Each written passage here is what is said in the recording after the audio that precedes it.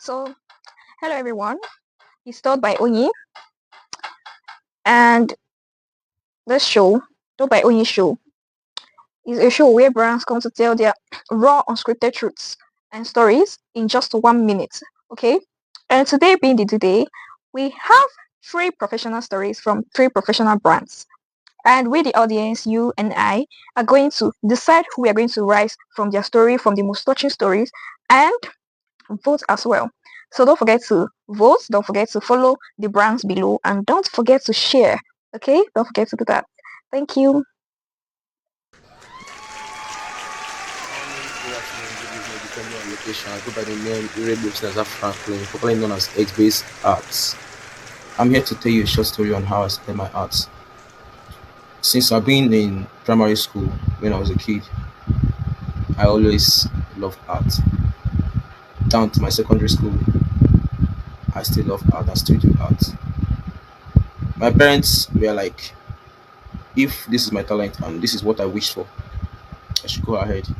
So after my SS3, I applied for my WAEC, NECO, and JAMB, and I started schooling at Abia State University, Uturu. So when I went to the university, it was challenging. It was challenging to the extent that I could have given up. I said no because I knew how I started. So as a 100 level student that time, I started, doing some kind stuff. Some of my colleagues do, look up to me because of the way I struggle to meet up with things. Because university, when you're in university, you're just on your own. University is not like secondary school that people will guide you, your teachers will guide you, they will tell you things to do. This one you're on your own. So during that time, I have time for my practice, I have time for my online classes and other things. So that's how I, started building myself down to this extent. And right now, I'm a graduate, and I'm very proud of myself. I made it out. It has not been easy because out here you see a lot of things. So S-based art is here to give you comfort. We are here to feed your eyes. We are here to satisfy your emotion. We are here to satisfy your expression. We are here to build a great future of arts. Peace out. Hello everyone, I'm calling the founder of Each Digital. One thing about my brand story that nobody has checked me. Everything that we do is inspired by someone in the Bible. Even the name Papa Collins came from the Bible, Papa. I'm a big fan of music and all of that. So I love listening to music. I love making sounds in my free time. I like making music sounds and beats in my free time. So and King David in the Bible, he challenged a giant Goliath. Nobody believed that he could challenge the giant and all of that. So like he also loved playing the harp and he was very, very good known for playing the harp and all. So like when I was like trying to form my band story and all of that, I was thinking what name should I do with and all of that. And then I remember harp and I didn't love playing the harp. And then someone that plays the harp is called Papa. According to me, I don't know if it's real, I don't think it's a real life, but then I was like Papa and then Collins. I was like, everyone is using Collins, but like you can see, let me change my own to a kid. So it's going to be Papa Collins, showing that I'm unique and I'm like going to be facing giants. I'm going to be slaying giants and like making the world a better place, being a king, just like King David. I'm also going to be a guy after God's heart, like God's grace and all of that. So yeah, I think nobody actually knows the inspiration behind my name to According and how this is like informative stuff in my brand story. Yeah, I think that's basically Accordance and yeah, from there we have history. I apply for learning platform, go check it out history and the sites. So yeah, I think that's basically it. In 2023, I decided to start a business, and that was a crochet business. I started that business with a total of 12,000 naira. Yes, I paid 5,500 naira for 5,500 naira for this and crochets to like the hooks and all of that, and then the remaining 4,500 I invested it in crochet yarns, like yeah, yarn, the Nigerian made ones. They were quite affordable then. I I got my first customer was a cousin of mine, and I messed it up because she wanted to use that costume for her birthday. I apologized afterwards, and I was forgiven, of course. Then because I was trying to, I was always so fast, and since I didn't come down to to learn the basics very well. So after that incident, I went back and started with the basics again. I started learning the basics of crochet, the type of materials, cotton, you know, wool, and all of that. Single crochet, double crochet, everything that comes with it. I went to learn every single thing. I even went to learn measurements. I started learning measurements as if I was a tailor, but you needed that. I learned measurements, and I kept learning, and I kept learning, and then I got a customer. It was an old classmate of mine. I made a top for her. It became a trendy top, but people did not know because who knows this one now? Some people knew me. Some people still know me as a crocheter, but well, it is what it is. And it was a success, and it was one of my best work. I mean, for someone that just started, she patronized me and she loved it. I felt very proud, and I kept going and going. I don't think I got any customers since then. Yes, that's the truth.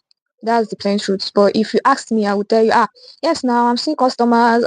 Yes, it's going well, but I was so ashamed to admit that I was not seeing what I wanted. I was not having the customers and the audience I needed for my business. I didn't know how to admit that even with my skills, I didn't have much audience. Why people, at least to my own understanding, that I was coaching was having customers. So I think at some points, late 2023, a lot of people came to me to teach them, but I was like, no, I didn't want to teach because I was out for the money. I wanted the money. I wanted to make new styles,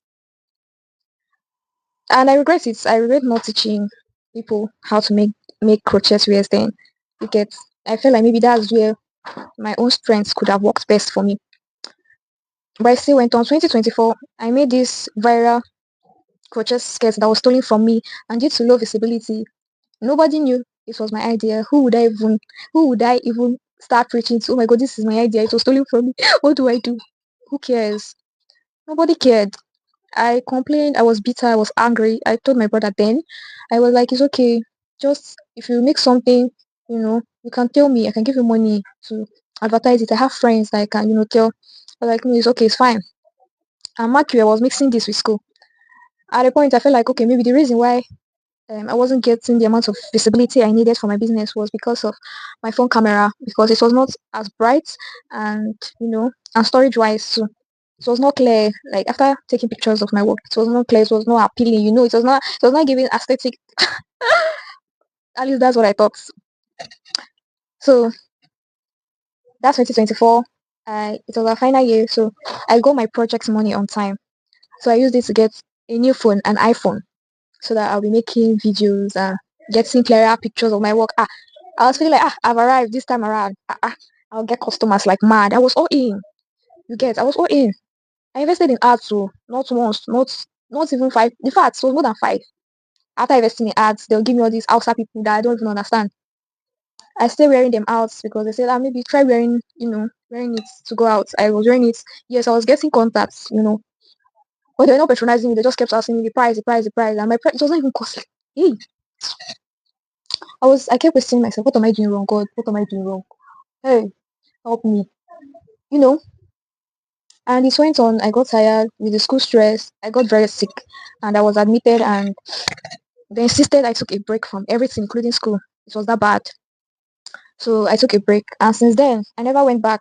I didn't even try going back.